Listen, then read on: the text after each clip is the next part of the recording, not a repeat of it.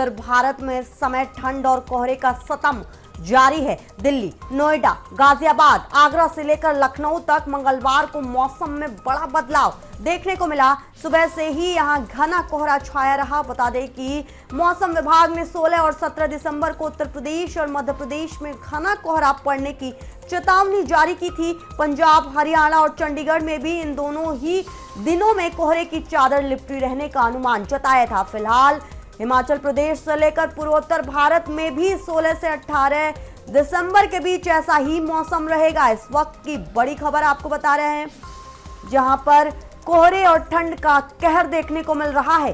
पूरे उत्तर भारत में इस समय ठंड और कोहरे का सितम जारी है। दिल्ली, नोएडा, गाजियाबाद, आगरा से लेकर लखनऊ तक मंगलवार को मौसम में बड़ा बदलाव देखने को मिला है। सुबह से ही यहां घना कोहरा छाया रहा। बता दें कि मौसम विभाग ने 16 और 17 दिसंबर को उत्तर प्रदेश और मध्य प्रदेश में घना कोहरा पड़ने की चेतावनी भी जारी की थी। बताते चले कि पंजाब और हरियाणा और चंडीगढ़ में भी इन दोनों ही दिनों में कोहरे की चादर लिपटी रहने का अनुमान जताया गया था। हिमाचल प्रदेश से लेकर पूर्वोत्तर भारत में भी 16 से 18 दिसंबर के बीच ऐसा ही मौसम रहेगा। ये तस्वीरें आप देख रहे हैं, जहां धुंध की चादर से आवाजाही में परेशानी हो रही है, आवागमन में परेशानी हो रही है। इसके साथ ही तमाम फ्लाइट्स भी कैंसिल हो गई है, विजिबिलिटी कम हो रही है, जिसकी वजह से लोगों को परेशानी का सामना करना पड़ रहा है। ये 3 तस्वीरें हम दिखा रहे हैं आपको। आगरा एक्सप्रेसवे की तस्वीरें एक तरफ चल रही हैं, जहां विजिबिलिटी 0 नजर आ रही है। दूसरी तरफ हरदोई और वाराणसी में भी ऐसी ही कुछ दृश्य नजर आ रहे हैं, जहां घना कोहरा देखने को मिल रहा है। उत्तर भारत में छाई धुंध की चादर। कोहरे के कारण हवाई और रेल यातायात पर असर पड़ रहा है। उत्तर भारत में धुंध का कहर जारी है। आगरा में छाया घना कोहरा। इस वक्त की बड़ी खबर उत्तर प्रदेश के आगरा से बता रहे हैं आपको। आगरा में पारा गिरने के साथ कोहरे का सितम भी जारी है। इससे हाईवे पर दृश्यता कम होने से वाहन चालकों को दिक्कतों का सामना करना पड़ रहा है।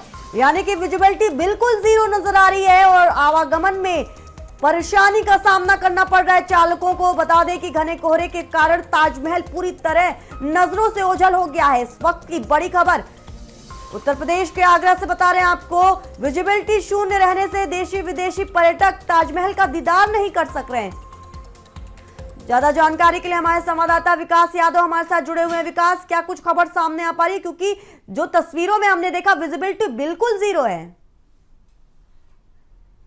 देखिए, घने कोहरे के चलते आगरा में आम जनजीवन के साथ रेल यातायात की बात की है, सड़क परिवहन यातायात की बात की है तो खासा असर देखने को मिल रहा है। आगरा में ताजमहल है तो ऐसे में बड़ी संख्या में देशी विदेशी पर्यटक भी आगरा में ताजमहल देखने के लिए आते हैं। उन पर भी सीधे सीधे कोहरे का असर नजर आ रहा है। अगर कोहरे और फॉग को लेकर बात की जाए तो तमाम तरह की हिदायतें, तमाम तरह के इंतजाम आगरा प्रशासन के साथ जो संबंधित अथॉरिटी है उन्होंने की है, लेकिन इसके बावजूद कोहरे का यह आलम है कि लोगों को काफी दुश्वारियों को, काफी समस्याओं का सामना करना पड़ रहा है। सबसे पहले बात की जाए एक्सप्रेसवे की, तो आगरा में 2 बड़े एक्सप्रेसवे हैं, आगरा लखनऊ एक्सप्रेसवे और आगरा दिल्ली एक्सप्रेसवे। यहाँ पर जो आर्द्रता काफी शून्य हो गई है, कोहरे के चलते जो वाहनों की रफ्तार है काफी कम दिखाई दे रही है। इसके साथ ही जो टोल प्लाजा पर तैनात कर्मचारी हैं, अधिकारी हैं, उन्हें भी दिशा निर्देश दिए गए हैं कि कोहरे के चलते जो यात्री यात्रा कर रहे हैं उन्हें तमाम तरह की सुविधाएं दी जाए। इसे लेकर कहीं ना कहीं टोल फ्री नंबर भी जारी एक्सप्रेसवे पर किए गए हैं। इसके साथ ही पेट्रोलिंग बढ़ा दी गई है। साथ ही एम्बुलेंस कर्मियों को भी हिदायत दी गई है कि 24 घंटे वो सतर्क रहें। एक्सप्रेसवे पर कोई भी दुर्घटना होती है या कोई भी हादसा होता है तो तत्काल एम्बुलेंस पहुंचे, तत्काल थाना, जो संबंधित थाना चौकी है उसके पुलिसकर्मी पहुंचे। तो तमाम तरह के इंतजाम इसे लेके किए जा रहे हैं। फॉग लाइट लगाने की बात कही जा रही है, लो बीम लगाने की लगातार एक्सप्रेसवे पर बात की जा रही है। एक्सप्रेसवे पर जो टोल है उन टोल प्लाजा से लाउड स्पीकर द्वारा भी जो वाहन कर्मी है, वाहन चालक हैं, उन्हें लगातार संदेश दिए जा रहे हैं, उन्हें लगातार हिदायत दी जा रही है कि लो बीम का इस्तेमाल करें और तमाम तरह के जो स्पीड भी कम करने की हिदायत दी जा रही है। तो कहीं ना कहीं तमाम तरह के इंतजाम जरूर किए गए, लेकिन इसके बावजूद कोहरे का ये आलम है कि आगरा में आज दूसरा दिन है, लेकिन कोहरे के चलते लोगों को खासी समस्या का सामना जरूर करना पड़ रहा है। जी विकास, क्योंकि विजिटर्स प्लेस भी है आगरा, ताजमहल देखने दुनिया से लोग आते हैं इसके दीदार को, लेकिन उसमें भी मायूसी दिख रही है।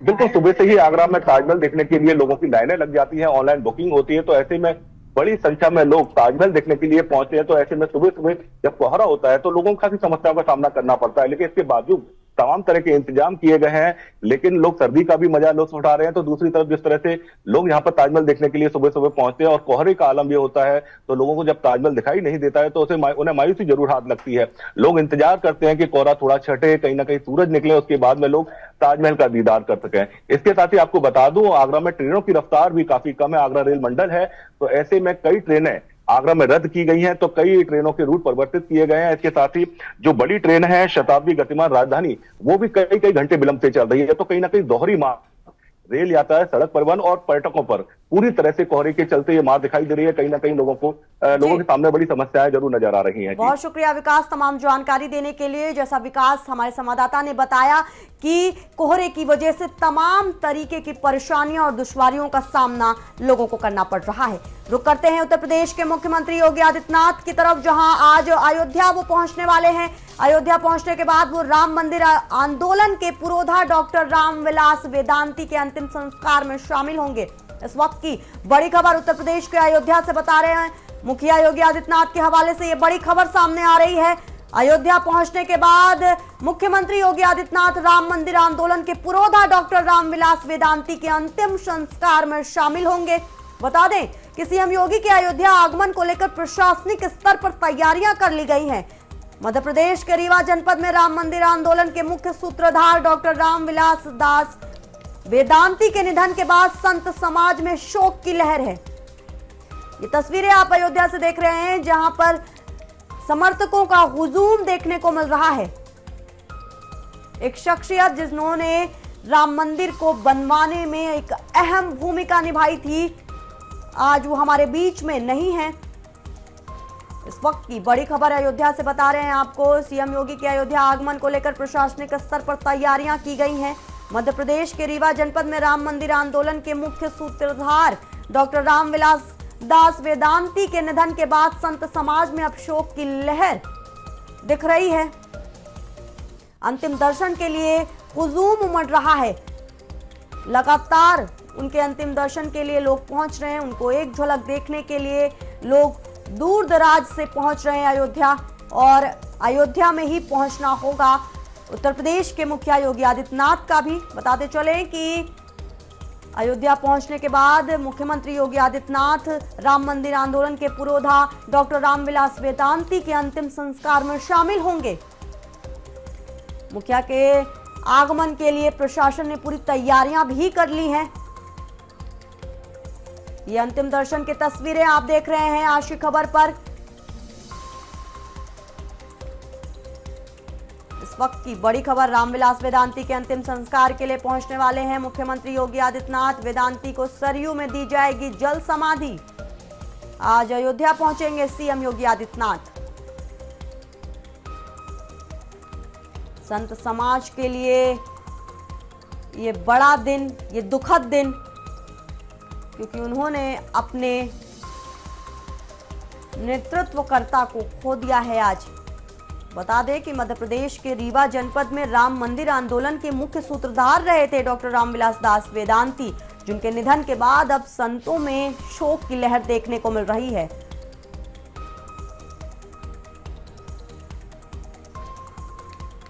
राम मंदिर के बनने में एक अहम भूमिका, सबसे पहली भूमिका रामविलास दास वेदांती की थी, जिनके संघर्ष ने उन्हें अमर कर दिया है।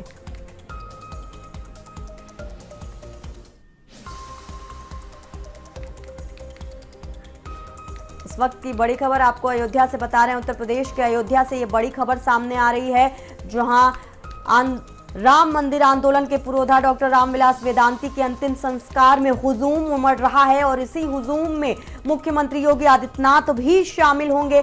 बता दें कि आज अयोध्या पहुंचने वाले हैं राम मंदिर के आंदोलन के पुरोधा डॉक्टर रामविलास वेदांती के अंतिम संस्कार में मुखिया योगी आदित्यनाथ।